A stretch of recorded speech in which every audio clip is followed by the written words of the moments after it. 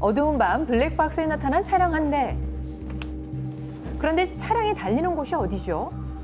자세히 보니 놀랍게도 인도를 달리고 있는 차량. 왜 저러죠, 저 차?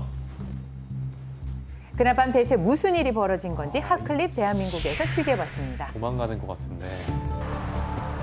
광주광역시 북구, 당시 현장에 있었던 경찰관을 만났습니다.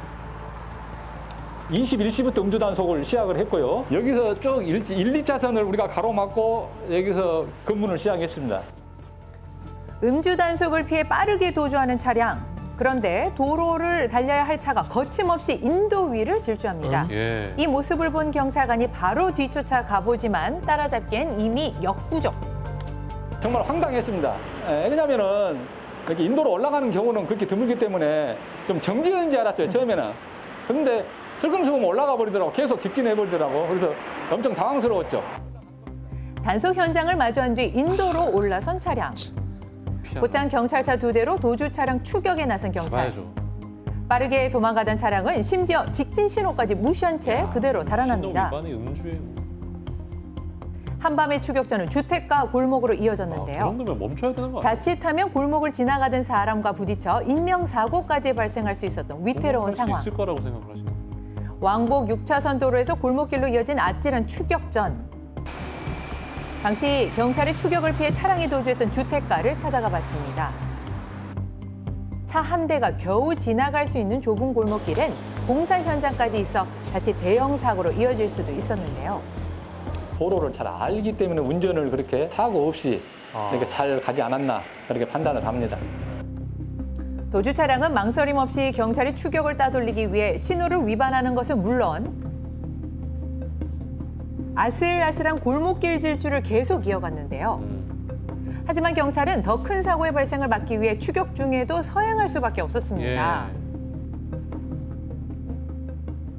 주민들이 오가는 주택가 골목에서 도주 차량과 점점 멀어지는 경찰. 결국 도주 차량을 눈앞에서 놓치고 말았습니다. 놓쳤구나. 근데 우회전할 때 우리가 차를 놓쳤죠. 차를 놓쳤는데 여기서 우회전하다 보니까 이 앞에 교차로가 있는데 교차로에 그때 신호등이 적색이었습니다. 교차로 신호등에 켜진 빨간불을 확인하고 차량의 도주 경로를 예측한 경찰관. 직감적으로 여기서 계속 도주를 못했고 여기서 우회전을 할 수밖에 없었을 것이다. 베테랑 경찰관의 빠른 판단으로 다행히 멀리 떨어지지 않은 곳에서 도주 차량을 다시 발견할 수 있었습니다. 쫓고 쫓기는 한밤의 추격전, 장장 3km 이어진 질주 끝에 운전자는 현행범으로 검거됐는데요. 차를 정차하고도 문고리를 절대 사수했다는 운전자. 검거 당시 운전자의 상태가 어땠는지 이쯤 되면 대충 짐작하시죠. 만취겠죠. 보통 0.08부터 면허 취소가 되는데 그때 당시 0.185 정도 나온 걸로 알고 있습니다. 0.18은 만취된 상태로 아찔한 질주를 이어갔던 운전자. 인근 번화가에서 거나하게 술을 마신 뒤 음주 단속을 무시하고 요리조리 골목길을 골라 도주한 건데요. 하면서도 느꼈던 거는 혀가 많이 꼬부라진 상태에서 어떻게 그렇게 골목을 사이사이로 가면서 운전했는지 의심스러울 정도였습니다. 그래도 아무도 안 다쳐서 다행이에요. 수사는 어떻게 진행되고 있을까요? 도로교통법 위반, 음주운전 위반 혐의로 조사를 해가지고 기소 의견으로 검찰로 송치를 한 걸로 알고 있습니다. 이렇게 음주운전자가 경찰 단속을 피해 도주한 경우 법적 처벌은 어떻게 이루어지는 걸까요? 음주운전자가 순순히 응한 경우 그리고 도주하다가 실패해서 검거된 경우 형사적인 처벌은 똑같습니다. 음주운전죄로 처벌할 수 있을 뿐이고요. 하지만 실제 법원이 선고할 때는 범행 후의 정황도 고려합니다. 이와 같이 도주한 경우는 죄질이 나쁜 것으로 봐서 같은 형을 선고하더라도 도주한 경우 더 무겁게 처벌을 받을 것입니다. 한 잔의 술로 시작된 한밤의 추격전. 시민들에게 당부하고 싶은 말이 있다는데요. 음주운전은 습관입니다. 음주가 혹시 약속이 돼 있다든가 그런 환경에 놓여 있다면 반드시 음주 후에는 차량 키를 놔두고 귀가를 해주셨으면 하는 바람입니다.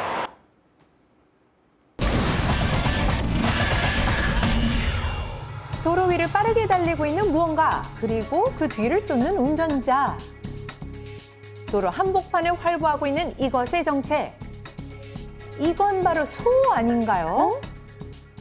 현장 활동하면서 그런 건 처음이었어가지고 당황을 많이 했죠. 거의 없는 일입니다. 바깥으로 나가는 일은. 축사에 있어야 할 소가 왜 도로로 뛰쳐나왔는지 핫클립 대한민국에서 알아봤습니다. 나 잡아보소.